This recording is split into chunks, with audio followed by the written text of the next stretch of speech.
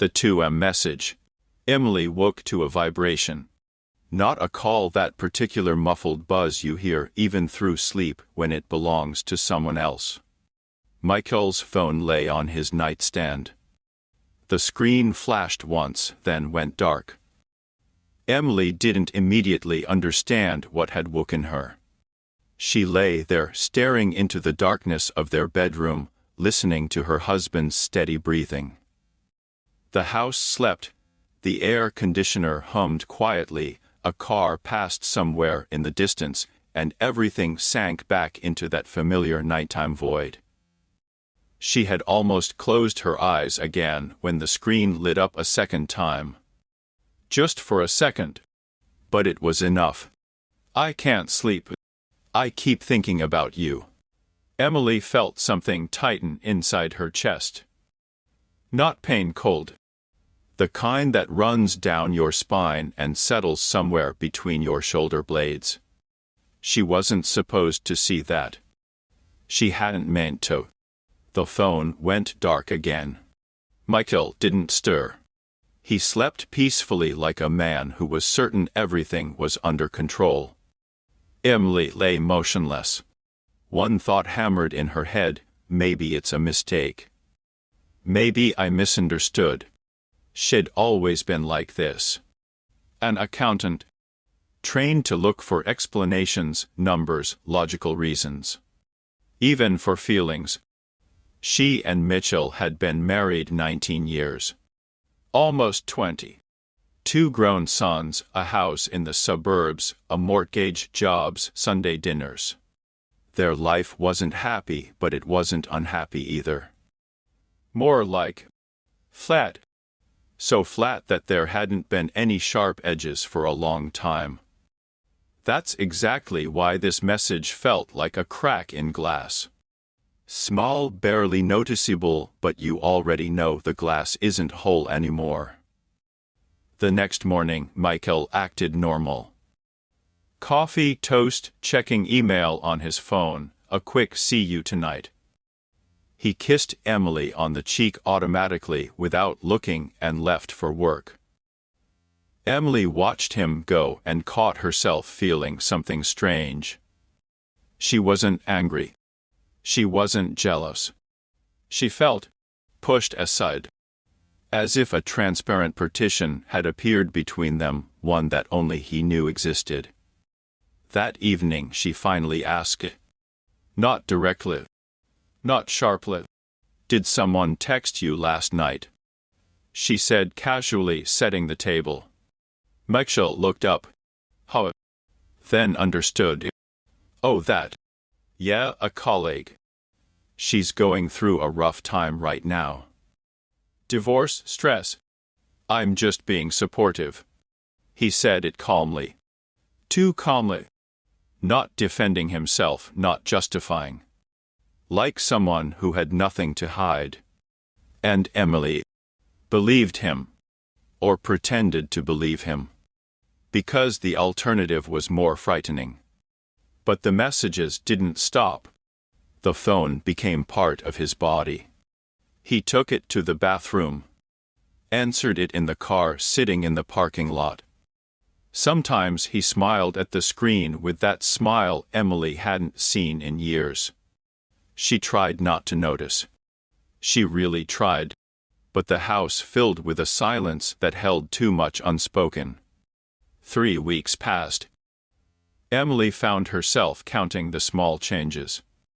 Michael started showering at night instead of in the morning. He bought new collagen, something woody and expensive that she'd never helped him choose. He began going to the gym again, something he'd stopped doing after their youngest left for college. Just trying to get healthier, he'd said when she commented on it. We're not getting any younger. Though we felt like a lie. Their older son, Jake, called on a Tuesday. 25, working in Denver, engaged to a woman Emily had met only twice. How are things, Mom? He asked, and Emily heard herself say, Fine, sweetheart. Everything's fine. She wondered when she'd started lying to her children. Their younger son, Ryan, was finishing his senior year at Penn State.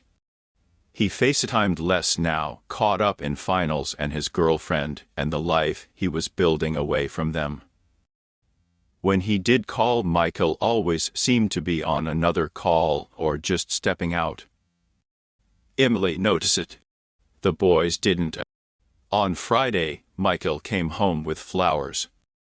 Grocery store flowers, wrapped in cellophane, the kind you grab on impulse by the checkout. Tulips her favorite, though she'd mentioned that maybe a decade ago. "What's the occasion?" she asked, looking for a vase they rarely used. "Do I need an occasion?" His smile didn't reach his eyes. They went out to dinner that weekend. Antonio's, the Italian place where they'd celebrated anniversaries early in their marriage. They hadn't been there in at least 5 years. The restaurant had new owners, a new menu, new waiters who didn't recognize them. Mitchell ordered wine. They talked about the boys, about the leak in the basement they needed to fix, about their neighbor's new Tesla. They talked around everything that mattered, like dancers avoiding each other's feet. Across the table, Michael checked his phone 3 times. "Sorry," he said each time. "Work thing." It was Saturday. Emily started noticing other wives at the grocery store, at the bank, at the coffee shop on Saturday mornings. Women her age, pushing carts, waiting in line, scrolling through their phones with that same distant expression she caught on her own face sometimes in mirrors. How many of them knew? How many pretended not to? She thought about her mother, married to her father for 47 years until his death. Had her mother known about the secretary at his firm, the one Emily had seen him laugh with at the Christmas party when she was 16? Had her mother made the same calculations, weighed the same costs? At book club, something Emily had joined 3 years ago mostly for the wine, Karen mentioned her husband had moved out. 22 years, Karen said, refilling her glass. He said he was finding himself. At 53. Can you imagine? The other women made sympathetic noises. Emily said nothing. She thought about that heart emoji glowing in the dark. One night in late April, Emily couldn't sleep at all. It was 1:47 a.m. when she gave up, went downstairs, and made chamomile tea she didn't want. She sat at the kitchen table in the dark, listening to the ice maker cycle in the fridge. The house they'd bought 23 years ago suddenly felt enormous. 4 bedrooms for 2 people who barely spoke. A dining room they used once a year at Thanksgiving. A finished basement where Michael used to watch football and now spent hours working. She thought about calling her sister in Portland, but it was even later there. She thought about calling her best friend Diane, but didn't know what she'd say. She thought about waking Michael up and demanding the truth, but she was terrified of what the truth might be. Because the truth wasn't just about another woman. The truth was about 19 years of slowly, imperceptibly drifting apart. The truth was about becoming roommates who sometimes had sex and always split the bills. The truth was about the moment, and Emily couldn't even pinpoint when it was that they'd stopped being curious about each other. When was the last time Michael had asked about her day and actually listened to the answer? When was the last time she'd asked about his dreams, his fears, anything deeper than what time he'd be home? The tea had gone cold in her hands. The confrontation came on a Tuesday, because betrayals don't wait for convenient moments. Emily had stayed home from work, a headache, she'd told her boss, which wasn't entirely a lie. She'd been sitting on the back deck, watching squirrels chase each other across the fence, when Mikkel's laptop chimed from inside. She walked in. The laptop was open on the kitchen counter where he'd left it that morning. The message notification was right there on the screen. Last night was perfect. I can't stop thinking about your hands. When can I see you again? The sender was listed as. Emily sat down hard on one of the kitchen stools. Last night Michael had said he was meeting Tom from work for drinks. He'd come home at 11:30, kissed her forehead, said Tom sent his regards. He'd smelled like beer and something else that knew cologne. She stared at the message until the screen went dark. Then she stared at her reflection in the black mirror of the screen. 47 years old. Gray starting to thread through her brown hair. Lines around her eyes that deepened when she smiled, though she'd been smiling less lately. When had she become invisible? She picked up her phone and called Michael. Hey, everything okay? He sounded distracted. I need you to come home. I'm in the middle of. No. Something in her voice must have broken through because he said okay. Give me 20 minutes. It took him 37. Emily counted. He walked in through the garage already talking. What's wrong? Are you okay? Is it one of the boys? Emily stood in the kitchen, his laptop still open on the counter between them. Who's it? She asked. She watched his face change. Watched the color drain, then flood back in. Watched him choose what kind of man he was going to be in this moment. Emily, don't. She held up her hand. Just don't. Don't tell me it's not what I think. Don't tell me you can explain. Just tell me who he is. Michael sat down at the kitchen table. Put his head in his hands. For a moment, Emily almost felt sorry for him. Almost. Her name is Jennifer, he said finally. She works in marketing. We started talking at the office and then. It just happened. It just happened. Emily's voice was flat. What just happened, Michael? Coffee? Lunch? Late night texts? More? He looked up at her, and she saw something she hadn't expected: exhaustion. I don't know how to explain this, he said. It's not I'm not in love with her. Oh well, that makes it so much better. I'm not. His voice rose. I'm not in love with her. But she listens to me, Em. She asks questions. She laughs at my jokes. She makes me feel like I'm still here. Still visible. Emily felt that cold sensation again, spreading through her chest. And I don't. Michael was quiet for a long moment.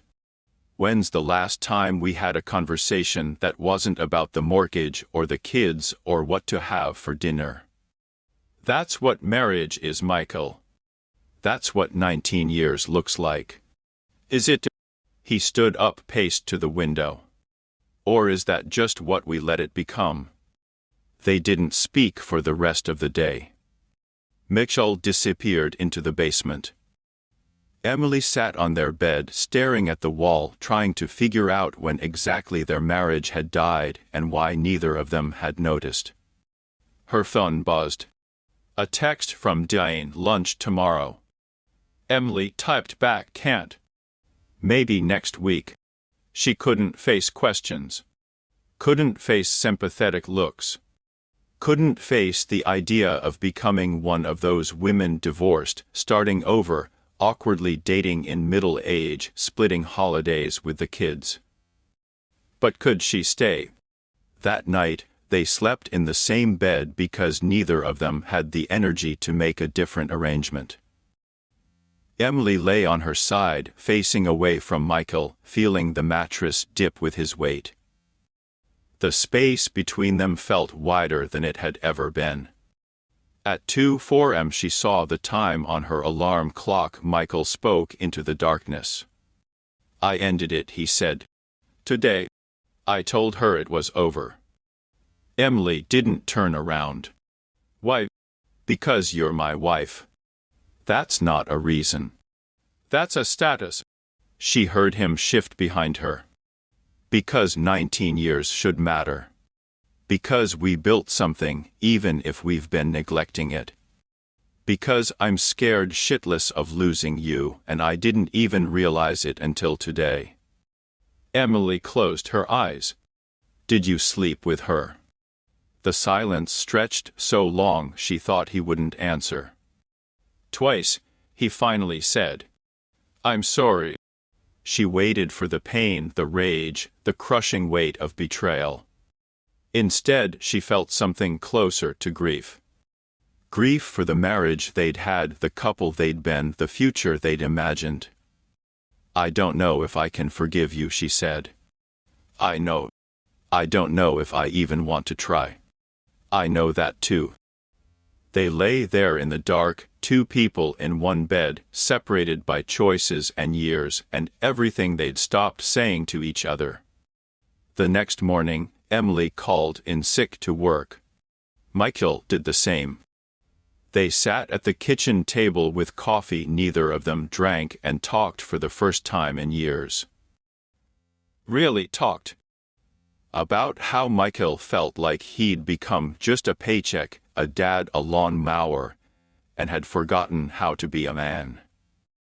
About how Emily felt like she'd disappeared into being a wife, a mother, an accountant, and couldn't remember the last time someone had asked what she wanted. About resentments that had calcified over years. About intimacy that had become routine, then rare, then nearly non-existent. "We used to talk for hours," Emily said.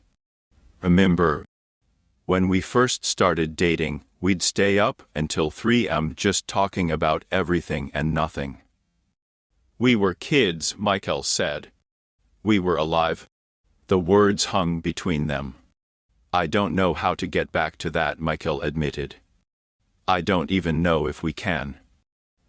Emily looked at him across the table, this man she'd known for 23 years, been married to for 19, built a life with.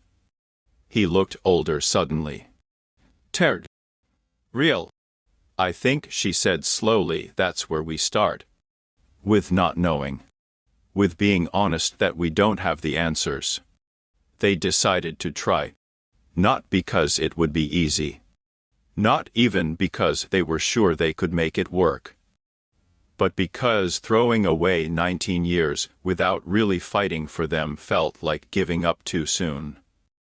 Emily insisted on therapy. Michael resisted at first. "I don't want to talk to some stranger about our problems," but eventually agreed. They found a counselor named Dear Patricia Morrison, who had gray hair and kind eyes and didn't let them bullshit their way through sessions. "What do you want from this marriage?" she asked in their third session. Michael said, "I want to feel like I matter." Emily said, "I want to feel like I'm not just a fixture in the house." Morrison nodded. "So you both want the same thing. To be seen? Now, when's the last time either of you did that for the other?" Neither of them could answer. They started small. Friday nights became phone-free. No devices at the table, no checking messages, just the two of them and dinner and conversation. It felt awkward at first, forced, like two strangers on a first date. But gradually they remembered how to talk. Michael told her about his job, about feeling passed over for promotions, about younger colleagues who seemed to speak a language he didn't understand. Emily told him about her sister's health scare, about feeling invisible at 47, about dreams she'd had of traveling that she'd never mentioned because they seemed impractical. "Where would you go?" Michael asked. "Italy," Emily said immediately. "I've always wanted to see Rome." "Then let's go," Michael said. "Next summer. Let's actually do it." Emily felt something shift in her chest. Hope, maybe. Or just the possibility of hope. It wasn't linear. There were setbacks. A month later, Emily found an old text from Jennifer on Michael's phone. He'd forgotten to delete the thread. The message was from before, but seeing the name sent Emily into a spiral. They fought for 3 hours, said things they couldn't take back, nearly gave up entirely. But they didn't. "I'm trying," Michael said, exhausted, at 2 a.m. after that fight. "I know I fucked up. I know I destroyed your trust. But I'm trying." "I know," Emily said. And she did. She could see him trying, even when it was hard. Even when old patterns tried to resurface. They started leaving notes for each other. Small things. "Thank you for making coffee. You looked beautiful this morning. I appreciate you." Words they'd stopped saying years ago suddenly felt revolutionary. They scheduled sex, which felt ridiculous and unromantic until Morrison explained that spontaneity was a luxury they couldn't afford right now. "You're rebuilding intimacy," she said. "That takes intention." Slowly, painfully slowly, they started to recognize each other again.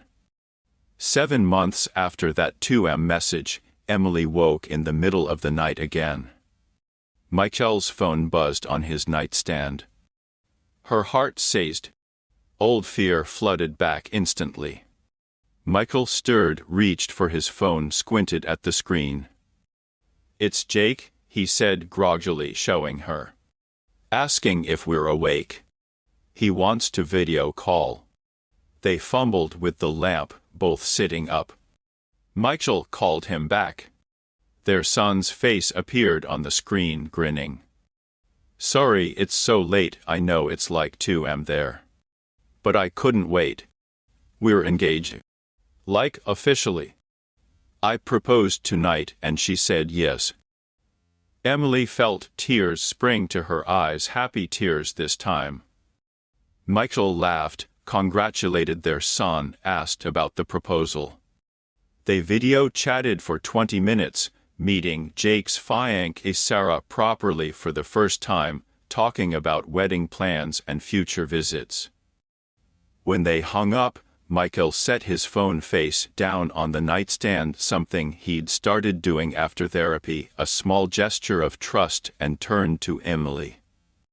"We're going to have a daughter-in-law," he said, wonder in his voice. "We're getting old," Emily said, but she was smiling. "Yeah," Michael agreed. He reached for her hand under the covers. "But maybe that's okay." Emily squeezed his fingers. It wasn't perfect. They weren't healed. But lying there in the dark, hands intertwined, she felt something she hadn't felt in years. They were in it together. The 2 a.m. message hadn't destroyed their marriage. It had shown them where it had already cracked.